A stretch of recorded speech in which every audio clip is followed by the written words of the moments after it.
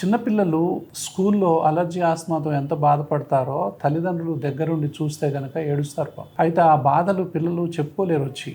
కొంతమంది చెప్పుకుంటారు, అమ్మ లేకపోతే నాన్న, నేను ఆడుతుంటే నాకు ఆయాసం వస్తుంది, మా ఫ్రెండ్స్ అందరు బాగానే ఆడుకుంటున్నారు, నేనే ఎందుకు ఆడుకోలేకపోతున్నానమ్మా అంటే వీళ్లకు కడుపులో పేగులు తరుక్కుపోయినట్టు అనిపిస్తుంది. కాబట్టి ఇలాంటి బాధలు అలర్జీ ఆస్మా పిల్లలు చాలా కామన్గా ఫేస్ చేస్తూ ఉంటారు. ఇలాంటి ప్రాబ్లమ్స్ పిల్లలు వచ్చి మీరు వాళ్ళకు అలర్జీ ఉందా, ఆస్మా ఉందా, వాళ్ళు స్కూల్ బ్యాగ్ మోయలేకపోతున్నారా, స్కూల్లో ఆట ఆడితే ఆయాసపడుతున్నా అనేటటువంటి విషయాన్ని స్కూల్ టీచర్ ద్వారా కానీ లేకపోతే ఆ ఫిజికల్ ఇన్స్ట్రక్టర్ ద్వారా కానీ మీరు తెలుసుకోవాలి. లేనట్లయితే ఆ పిల్లల్ని మనం అలాగే నిర్లక్ష్యం చేస్తాం. వాడు ఆడుకోలేరు, ఎప్పుడు చూసినా జలుబుతో బాధపడతా ఉంటారు. స్కూల్లో టీచర్లు కూడా వాళ్ళని చాలా తక్కువగా చూస్తుంటారు. తోటి పిల్లలు కూడా వీడికి ఎప్పుడు చూసినా జలుబు ఉంది, వీడు ఎప్పుడు చూసినా దగ్గుతాడని చెప్పి వాళ్ళు కూడా చేదరించుకునే పరిస్థితి వస్తుంది. కాబట్టి ఇలాంటి పిల్లల్ని మీరు ఎట్టి పరిస్థితుల్లో నిర్లక్ష్యం చేయకండి.